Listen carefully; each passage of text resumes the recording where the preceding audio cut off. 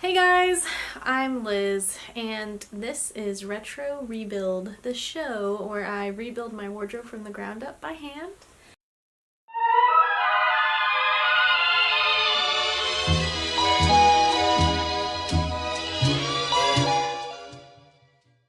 And today I'm going to be talking about my Simplicity 1166, which is View B, which is this shirt. And focus. So here's a rundown of the project stats. I made a 14 because that's the largest size I have. If I had gone on the sizing chart, I should have made an 18, but I'm really glad I made a 14 because if I'd made the 18, I think it would be huge. So as you can see, I have plenty of room here. Definitely didn't need to go up at all anymore. And I would encourage you, if you make this project, to size down at least one size, maybe two, but of course it's always a good idea to make a 12 first.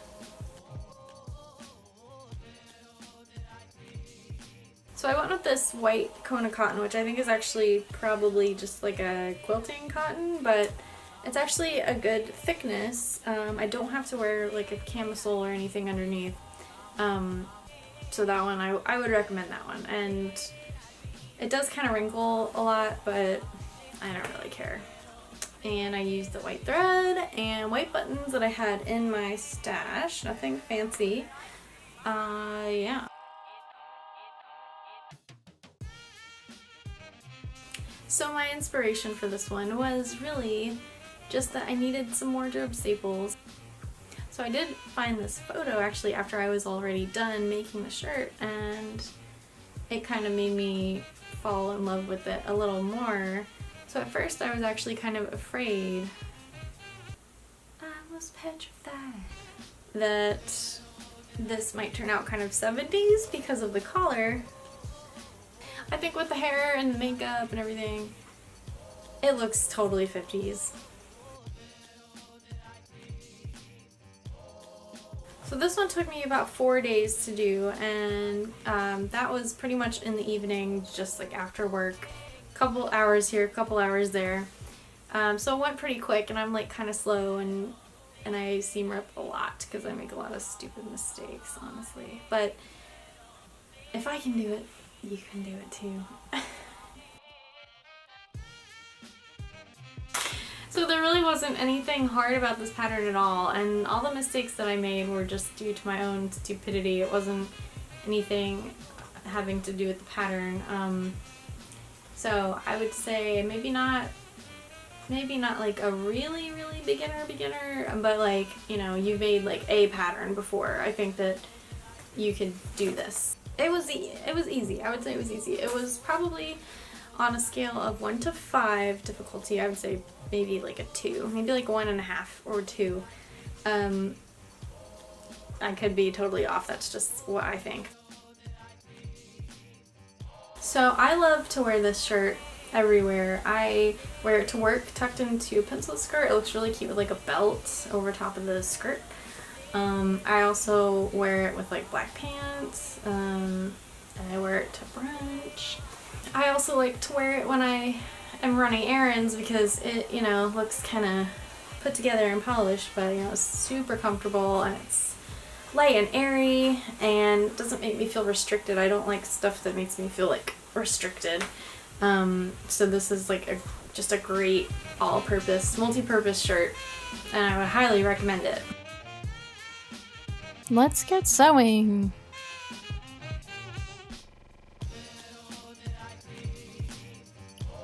I've started tracing out my patterns before I go any farther, just so I don't ruin them. The originals, I mean. And I also iron my fabric before I use it. Some people might think that that's an unnecessary step, but I think that the prep work is a big part of how clean and professional your garments turn out in the end. Another thing that's really helped me is using a rotary cutter instead of scissors.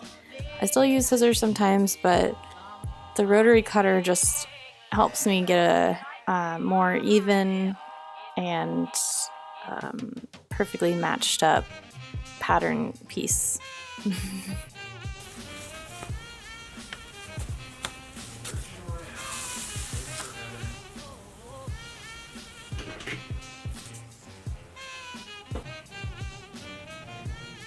It's my serger. And there's my machine.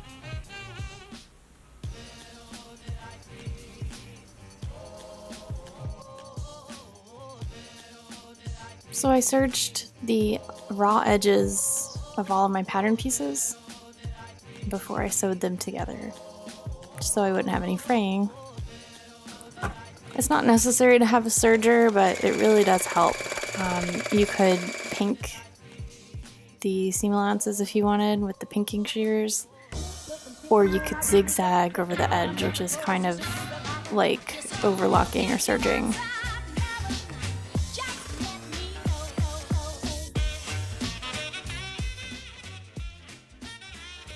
So basically you construct the bodice, sew up the shoulder seams, the side seams, the darts, not in that order. And yeah, my old friend, the seam ripper.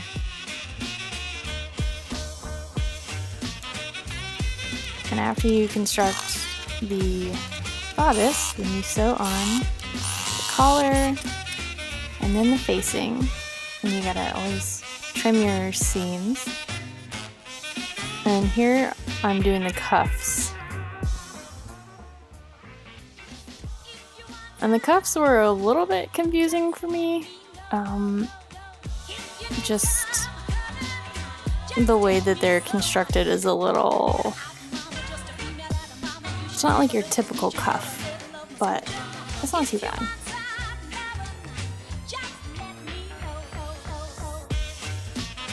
Just take your time looking at the directions and you'll be good.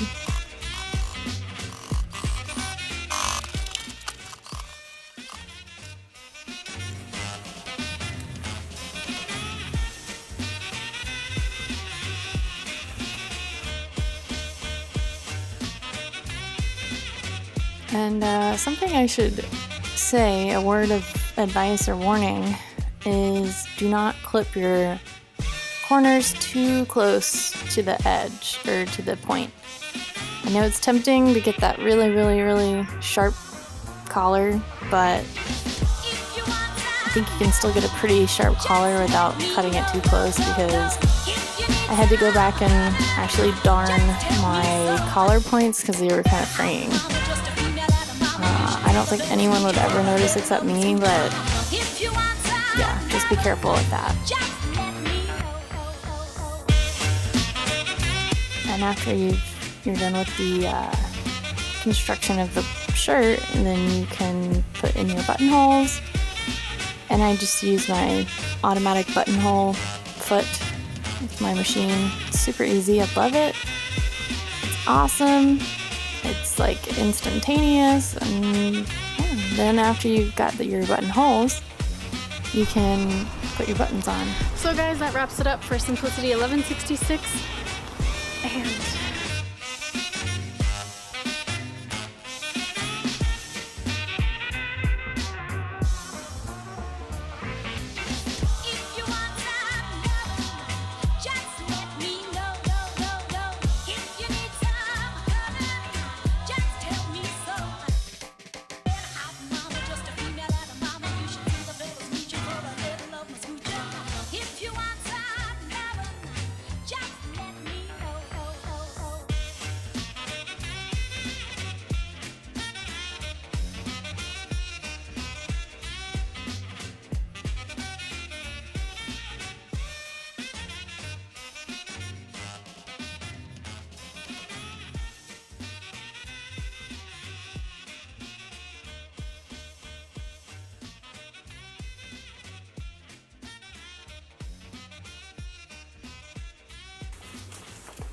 so I wanted to say thank you so much for spending a few of your precious minutes with me, and I hope that this video inspires you to dig this little pattern out of your stash and actually make it. And I would love to see what you make, because I really love seeing other people's versions of these retro patterns, and we need more of it on social.